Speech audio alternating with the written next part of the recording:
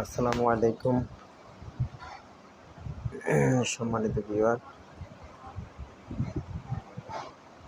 আমরা মুসাফর যে switch gate ছিল ওই সুইচ গেটের কাছে ঘুরতে গিয়েছিলাম। আসলে ভিডিওতে যতটুকু দেখা যাচ্ছে এর থেকে আরও ভয়ঙ্কর দৃশ্য।